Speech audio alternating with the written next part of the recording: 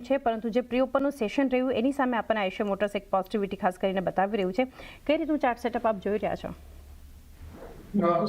See, Eicher Motors again one-sided move પછી એક consolidation expected હતું અને એક્ઝેક્ટલી એ જ દેખાઈ રહ્યું છે. એટલે ઓવરઓલ જે બાય કરવાની સ્ટ્રેટેજી રહેશે હમણાં એઝ ઓફ નાઉ નહીં રહે, બીકોઝ થોડો મને મોમેન્ટમ જે છે અવરલી બેસિસ ઉપર લૂઝ થતું દેખાય છે. બટ ઇન કેસ અગર આપણાને નીચે મળે છે અરાઉન્ડ 6,950 ના અપ્રોક્સિમેટ અત્યારના લેવલ છે, સો 6,850 સુધી મળે છે તો ડેફિનેટલી બાય કરવાની સલાહ રહેશે.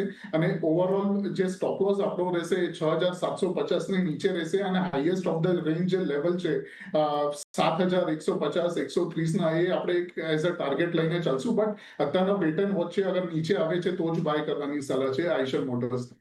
નીચે આવે તો જ ખરીદારી કરી શકો છો. અત્યારે તો વેઇટ એન્ડ વોચ છે આઈશર મોટર્સ માટે.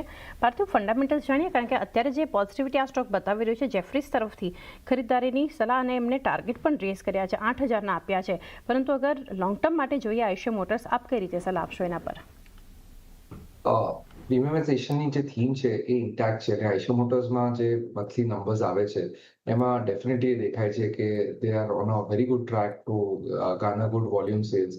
અને મોર ઇમ્પોર્ટન્ટલી આઈ થિંક માર્જિન્સમાં be of the pack two wheeler સ્પેસમાં because of their it was focused on પ્રીમિયમાઇઝેશન. એ લોકોના margins are the best in the industry. Export markets ઉપર પણ એ લોકોએ ઘણું ફોકસ કર્યું છે, તો ત્યાંથી પણ આપણને આગળ જતા એક ટ્રેક્શન જોવા મળે. So definitely it's a quality franchise અને સ્ટ્રોંગ અર્નિંગ્સ પોટેન્શિયલ આગળ જતા દેખાય છે. તેને લીધે current valuations would be justified અને લોંગ ટર્મ ઇન્વેસ્ટર્સ માટે સારા પૈસા મળે છે.